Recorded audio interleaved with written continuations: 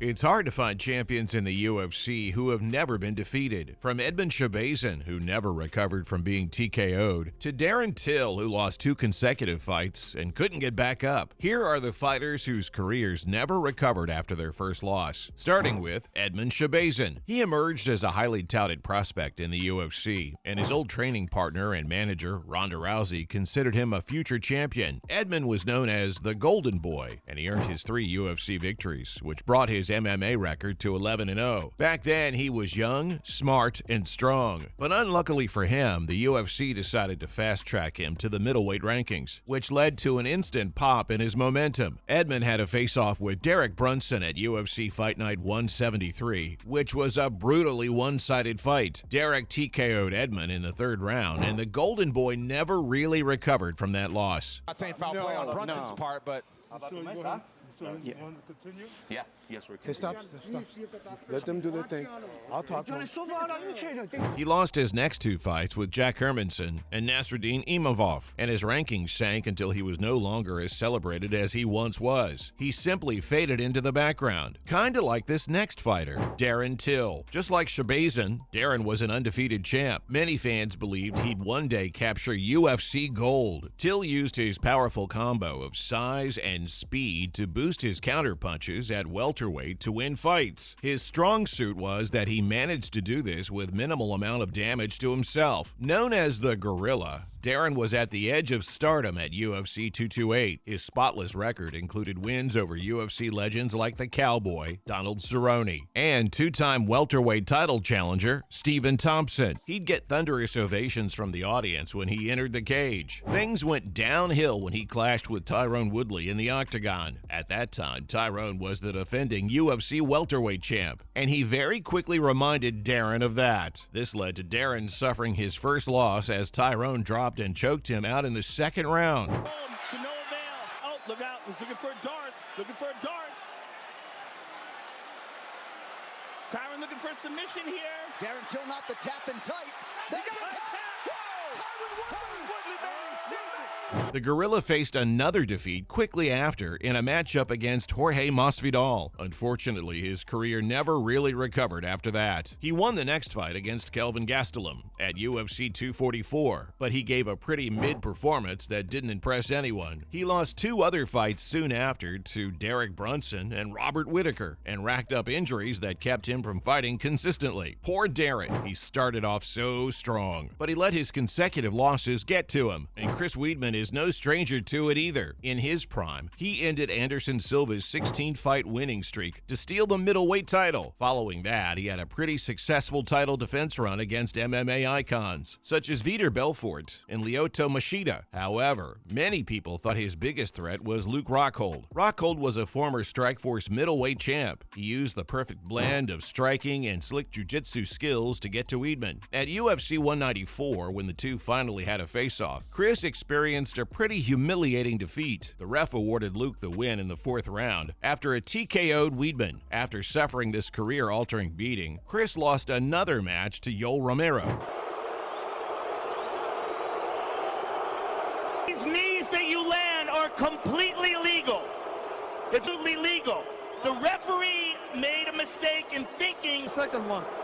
After which he was TKO'd once again by Gegard Mousasi. Ouch. Suffering that first loss really changed the trajectory of his UFC career. He was no longer the undefeated reigning champ he'd once been, and he let it get to him. Gegard lost his signature toughness right after that. He lost 3 fights consecutively, but managed to get out of that slump by beating Kelvin Gastelum, though he was knocked down in the middleweight rankings. He managed to beat Omari Akhmedov via unanimous decision, but his luck still didn't turn, and he lost to Uriah Hall and injured his shin in the process, and never really recovered after his 2-6 record. Speaking of this next person who suffered the same fate, Shane Carwin. Well known for his powerful punches in his glory days, Shane was an aggressive behemoth who finished off every single one of his opponents. No fighter could even get through the 1st round with Shane in the cage. At UFC 111, Shane defeated the former heavyweight champion Frank Mir and captured the heavyweight title. This set him up to clash with Brock Brock Lesnar. It was a typical striker versus wrestler face-off. Brock was eager to avoid Carwin's punches and tried to implement his excellent wrestling skills. He failed, pretty miserably. Shane ended up hurting him pretty badly. The ref gave him enough time after that round to get himself together, though. But by that time, Shane was exhausted. He couldn't handle Brock's takedowns after that. Within just 2 minutes, he was tapped out. This was the first loss of his career, and he never had another win. He faced another defeat at the hands of Junior Dos Santos. This was the last fight of his career. Fans lost interest in his fights after his blemished record, and a bunch of injuries forced him to retire from MMA. Speaking of retiring, here's another fighter who couldn't take the heat: Ronda Rousey. Ronda is one of the most significant women fighters in MMA history. She paved the way for women's MMA to enter the UFC. Just like Shane Carwin, Ronda gained the interest of fans by the way she defeated her opponents. All of her first 7 fights ended in the first round.